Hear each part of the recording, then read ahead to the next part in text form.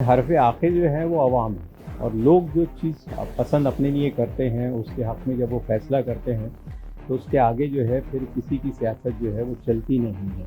यही हाल जो है महाराष्ट्र की सियासत का भी है। महाराष्ट्र की सियासत जो है वो आज इस मकाम पे है कि ये हिंदुस्तान की जो दिल्ली की जो सियासत है उस पर असरअंदाज हो सकती है और उस पर असरअंदाज होने के मायने ये हैं कि अक्टूबर तक जब तक महाराष्ट्र में इलेक्शन होंगे उस वक्त तक हो सकता है कि दिल्ली में भी जो है समीकरण बदल जाएं। बहुत से लोग जो शरद पवार साहब का साथ छोड़ के या उद्धव ठाकरे साहब का साथ छोड़ के दूसरी तरफ चले गए थे, उनको जब पता चलेगा कि उनके पैरों तले ज़मीन खसक रही है तो वो जो है वापस आएंगे और माफ़ी तलाफ़ी करके और हाथ पैर जोड़ के जो है अपने ओरिजिनल पार्टी में जो है शामिल हो जाएंगे। लोकसभा के नताइज का अगर आप विश्लेषण करें तो आपको पता चलेगा कि 150 से ज़्यादा ऐसे असेंबली हल्के हैं जहाँ पर एमवीए को जो है अक्सरियत और बढ़त हासिल हुई है। तो इसके माने ये हुए कि उद्धव ठाकरे की, शरद पवार साहब की और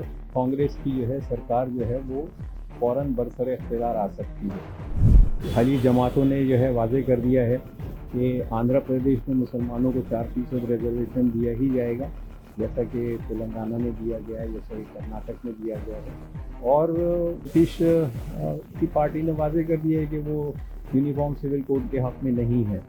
तो जो मौज़ूआत बीजेपी के पेट मौज़ूआत रहे हैं और जिनको लेकर जो है वो हमेशा मुल्क में जो है कौमों के दरमियान मुनाफ़रत फैलाती रही है, अब वो मुद्दे उसको जो है छोड़ने पड़ेंगे और अब उन पर जो है वो अमल नहीं कर सकेंगे। आदाब, नमस्कार। मैं वसीम अख्तर और आप देख रहे हैं द लीडर हिंदी। अखिलेश यादव राहुल गांधी की जोड़ी के भाजपा का विजय रथ रोकने का चर्चा खूब हो रहा है, लेकिन महाराष्ट्र में महाविकास आघाड़ी गठबंधन की जीत यूपी से कहीं बड़ी है। महाराष्ट्र वो स्टेट है जहां भारतीय जनता पार्टी ने सबसे ज़्यादा प्रयोग किए। बुलडोजर से अवैध इमारतें कम ढाई गई होंगी। महाराष्ट्र में दल ज़्यादा तोड़े गए। शिवसेना और राष्ट्रवादी कांग्रेस 1 से 2 हो गई। ईडी, सीबीआई, आईटी के एक्शन में होने की गूंज के बीच नेता भी कपड़ों की तरह पार्टियां बदलते दिखाई दिए। सत्ता की खातिर महाराष्ट्र की सियासत में प्रयोग पर प्रयोग हो रहे थे और पब्लिक खामोशी इख्तियार की ये सब देख रही थी, शायद अपनी बारी का इंतजार कर रही थी। जैसे ही जनता जनार्दन के पाले में गेंद आई, उसने अपनी राय का इजहार करके साफ कर दिया कि क्या गलत और क्या सही है।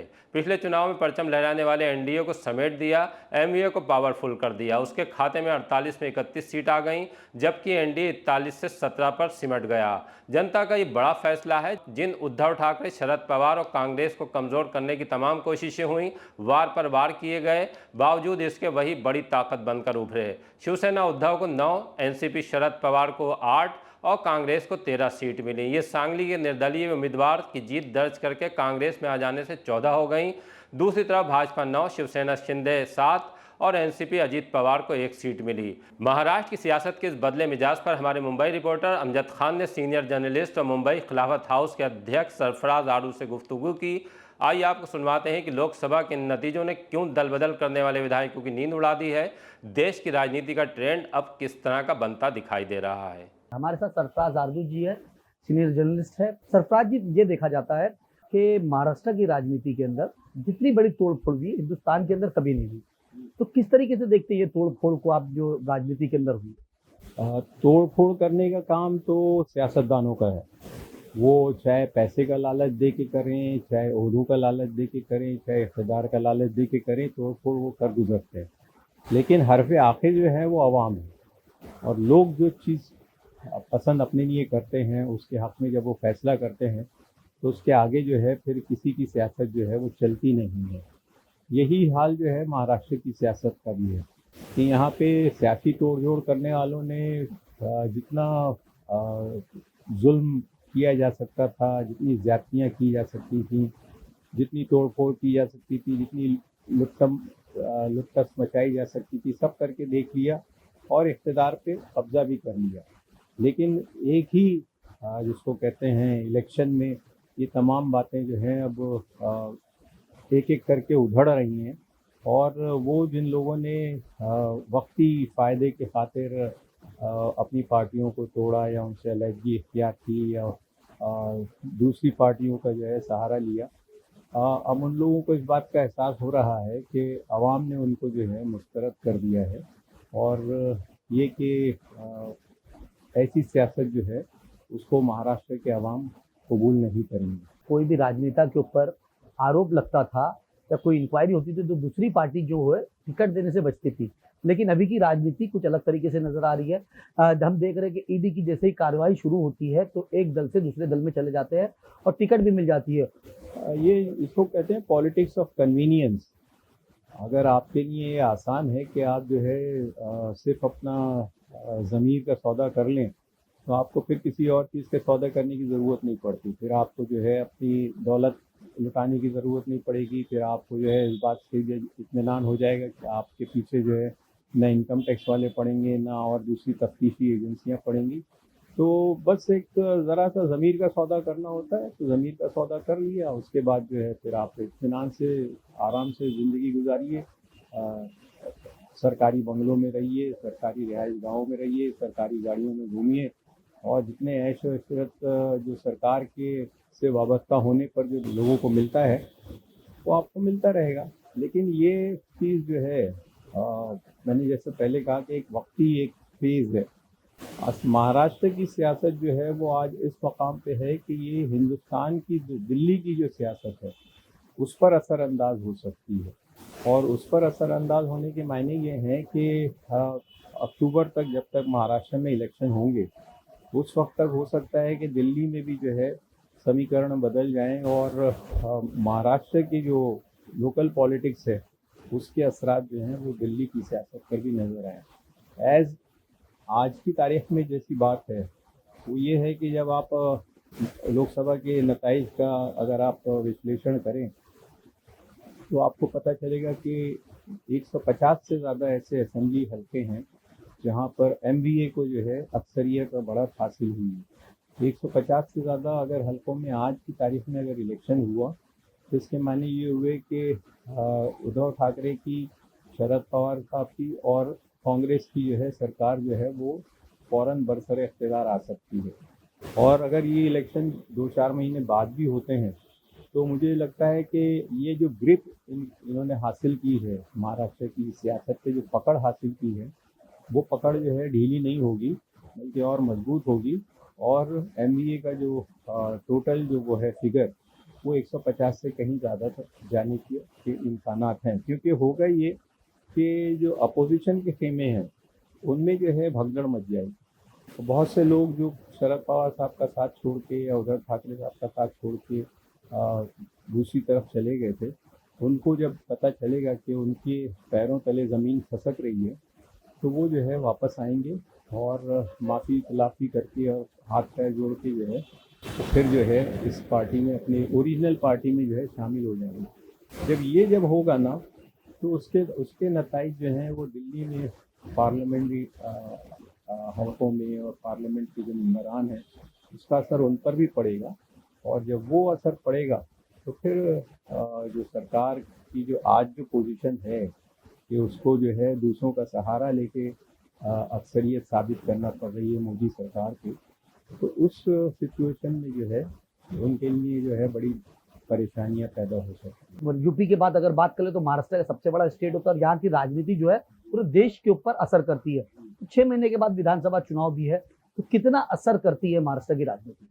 जब यहाँ के लोकल पॉलिटिक्स में और लोकल सियासी जमातों में जब उथल पुथल मचेगी और लोग जो हैं वो शिंदे की पार्टी को छोड़ के या अजित पवार का साथ छोड़ के जब अपनी ओरिजिनल पार्टियों में जाएंगे तो उसका इम्पैक्ट जो है वो नेशनल पॉलिटिक्स पर भी पड़ेगा।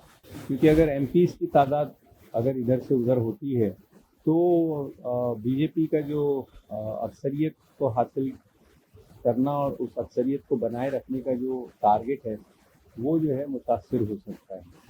और उस वक्त जो है वो हम ये कह सकेंगे कि मुंबई की सियासत, महाराष्ट्र की सियासत जो है तो दिल्ली की सियासत पर भी असरअंदाज हो रही है। तो देवेंद्र फडणवीस ने कल जैसे इस्तीफे की पेशकश कर दी कि मुझे इस्तीफा देना है, तो क्या लग रहा है कि देवेंद्र फडणवीस ने पहले ही महाराष्ट्र का मिजाज भाप लिया है कि चुनाव के बाद महाराष्ट्र में कुछ भी हो सकता है, इसके लिए इस्तीफे की पेशकश है जो पहले की? और देवेंद्र फडणवीस बहुत होशियार सियासतदान हैं, उनको मालूम है कि उनका इस्तीफा कबूल नहीं किया जाएगा, इसलिए उन्होंने इस्तीफे की पेशकश भी की। और रही बात ये कि जब पार्टी को इतनी शर्मनाक शिकस्त का सामना करना पड़ा है तो शिकस्त का सामना करना तो माजी की बात हो गई है, लेकिन मुस्तकबिल की जो बात है उसमें मुझे बीजेपी महाराष्ट्र में दोबारा जिंदा होते हुए और अपने पैरों पर खड़े होते हुए नज़र नहीं आती।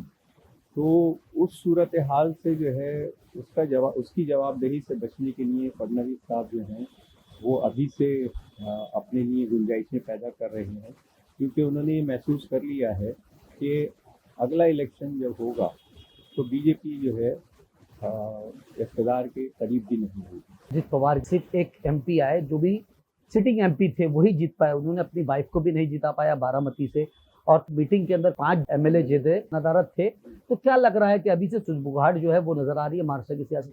बिल्कुल यही तो मैं कह रहा हूँ कि उथल पुथल शुरू हो गई है, लोगों को अपनी सीटें जब बचाने की फिक्र शुरू हो गई है। जो सिटिंग एमएलए देख रहे हैं कि उनके हल्के से जो है वोटर जो है वो एमवीए के हक में चला गया है, तो उनको तो फिक्र लाहक होगी ही। वो तो अपनी सीट बचाने के लिए और अपने वोटरों को जो है बचाने के लिए किसी भी हद तक जाने को तैयार होंगे। और किसी भी हद तक जाने के माने ये हैं कि वो या तो उद्धव ठाकरे के पास वापस जाएं या फिर शरद पवार साहब के पास वापस जाएं, और इसके अलावा तो उनके पास कोई तीसरा रास्ता है नहीं।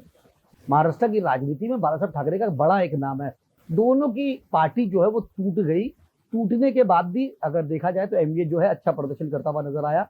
लेकिन क्या अब वो जो विधायक गए हुए उनका मुस्तकबिल और उनकी राजनीति का मैार क्या होगा और उसका मुस्तकबिल क्या होगा? कि जो आज की तारीख में असेंबली सेगमेंट्स में जहाँ पर सिटिंग एमएलएज हैं, जब वो देखेंगे कि उनकी कॉन्स्टिट्यूंसी में उनके मुखालिफिन को उनसे ज़्यादा वोट मिल रहे हैं, तो उनकी नींदें तो हराम हो जाएंगी।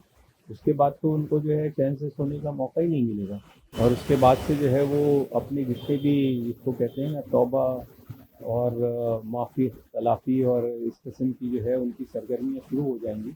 और शरद पवार साहब और उद्धव ठाकरे साहब के सामने जो है एक बहुत बड़ा ऑप्शन रहेगा कि वो चाहे तो इनको माफ़ करें और चाहे तो इनको जो है माफ़ ना भी करें, सज़ा भी दे सकते हैं। हर आखिर तो एनसीपी के शरद पवार साहब और उद्धव ठाकरे साहब ही रहेंगे, और ये लोग जिस किस्म की सियासत में यहाँ पर महाराष्ट्र में करना चाहेंगे। और उन्होंने जो अब तक जिस तरह का एक नैरेटिव तैयार किया था कि बीजेपी जो है वो दिल्ली के हुक्मरानों की जमात है, और वो महाराष्ट्र के जो लोकल लीडर्स हैं उनको जो है तहे तेज कर रही है, उनको मलियामेट कर रही है। तो ये मैसेज जो है महाराष्ट्र के अवाम ने कबूल किया, और बीजेपी को जो है उसकी जो है बहुत बड़ी कीमत चुकानी पड़ी। गठबंधन वाली सरकार कभी चलाई नहीं, तो आने वाले वक्त के अंदर क्या ये दोनों मिलकर गठबंधन वाली सरकार चला पाएंगे? और नितिन गडकरी और आरएसएस का इस सरकार में क्या अमल दखल होगा? अब वो सूरत हाल जो है वो बदल जाएगी, और वो सूरत हाल इसलिए बदल जाएगी क्योंकि अब इनके पास वो ताकत नहीं है, वो अक्सरियत नहीं है जिसकी बुनियाद पर और जिसके बलबूते पर ये जो है अपनी मनमानी किया करते थे, और हर किस्म के फैसले जो है बग़ैर सोचे समझे या बग़ैर दूसरों का मशवरा लिए बग़ैर या दूसरों को जो है साथ में लिए बग़ैर कर लिया करते थे। अब वो सिचुएशन नहीं रहेगी। अब बीजेपी के जितने भी पेट सवालात रहे हैं अब तक, या जिन लोगों को जिन मुद्दों को लेकर उन्होंने जो है इलेक्शन में अपनी इंतखाबी मुहिम चलाई थी कि वो यकसा सिविल कोड लेकर आएंगे, या वो जो है एनआरसी को लेकर आएंगे, या सीए को जो है और ज़्यादा फैलाएंगे, या इसी किस्म के जो मुस्लिम मुखालिफ उनके बयानात रहे हैं कि मुसलमानों का ओबीसी से रिजर्वेशन ख़त्म कर देंगे, और जो भी ऐसे इख्तलाफी मौज़ूआत रहे हैं, अब उन मौज़ूआत को लेकर जो है ये पार्टी अब चल नहीं सकेगी। और पहले ही जो है इनके हलीफ जमातों ने जो है वाज़े कर दिया है कि आंध्र प्रदेश में मुसलमानों को 4% रिजर्वेशन दिया ही जाएगा, जैसा कि तेलंगाना में दिया गया है, जैसा कि कर्नाटक में दिया गया है।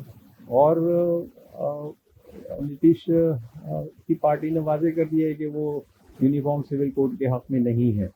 तो जो मौज़ूआत बीजेपी के पेट मौज़ूआत रहे हैं और जिनको लेकर जो है वो हमेशा मुल्क में जो है कौमों के दरमियान मुनाफरत फैलाती रही है, अब वो मुद्दे उसको जो है छोड़ने पड़ेंगे और अब उन पर जो है वो अमल नहीं कर सकेगी। तो यही है गठबंधन सरकार का, मिलीजुली सरकार का जो सबसे ज़्यादा फ़ायदा होता है वो यही होता है कि अब मनमानी करने का और डिक्टेटराना अंदाज में जो है अपने फैसलों को नाफिज करने का, जैसे किसानों की तहरीक को जिस तरह से कुचला गया, या और दूसरी तहरीकों को, जैसे अग्निवीर के मामले में जो है नौजवानों के एतराज़ात को जो है मद्देनज़र नहीं रखा गया और उनको जो है बिल्कुल साइड में कर दिया गया उनके एतराज़ात को। तो अब वो ऐसा करने का मौका, वो ज़माना अब चला गया है। अब इनको जो है कोलिशन की सियासत पर जो है अमल करना होगा। 6 महीने के बाद महाराष्ट्र में विधानसभा के चुनाव है। 6 महीने तक ये सरकार टिक पाएगी कि नहीं टिक पाएगी? सरकार के टिकने का तो जहाँ तक सवाल है, 6 महीने के टिके या न टिके, इतना छोटा सा पीरियड है कि इसमें कोई फ़र्क नहीं पड़ता। अगर वो इस्तीफ़ा भी दे दें शिंदे, तो गवर्नर उनसे कहेंगे कि भाई अगला इंतज़ाम होने तक जो है आप सरकार केयर टेकर जो है वज़ीर आला बने रहिए। ये एक बात का, इस बात का इम्कान है। और दूसरी चीज़ ये है कि 6 महीने में कोई सिचुएशन बदलेगी नहीं। आज जिन लोगों ने मोदी के ख़िलाफ़ वोट दिया है या मोदी के हलीफ जमातों के ख़िलाफ़ वोट दिया है, उन लोगों का जो फ़ैसला है वो 6 महीने बाद भी जो है उसमें कोई यकलख तब्दीली नहीं आएगी। वो उस वक्त यही फ़ैसले पर जो है अमल करेंगे। और जो रिसीविंग एंड पे जो हैं जो जमातें, जो सियासी जमातें, वो रिसीविंग एंड पर ही रहेंगी। उनको जो है बहाल होने का और उनको सांस लेने का मौका नहीं मिलेगा। और आप तो ये देखिएगा कि जहाँ पर MBA के जिन असेंबली हल्कों में आज वोट ज़्यादा हैं, वहाँ तो टिकट मांगने के लिए भी लोग आपको जो है नज़र नहीं आएंगे। तो बुरे दिन तो इन लोगों के आने वाले हैं, ये तो तय है। देखिए, इनका साफ तौर पे कहना है कि एनडीए के जो बुरे दिन है वो आने वाले हैं। हिंदुस्तान के अंदर सबसे ज्यादा जो तोड़-जोड़ की राजनीति भी महाराष्ट्र के अंदर भी, हालांकि महाविकास आघाड़ी जो इंडिया गठबंधन है वो पार्लियामेंट चुनाव के बाद 150 सीटों पे वो आगे नजर आ रही है। आने वाला विधानसभा चुनाव जो है वो 6 महीने के बाद होना है। अब देखना ये होगा कि आने वाले वक्त के अंदर किसको जीत मिलती है। द लीडर के लिए अमजद खान, मुंबई।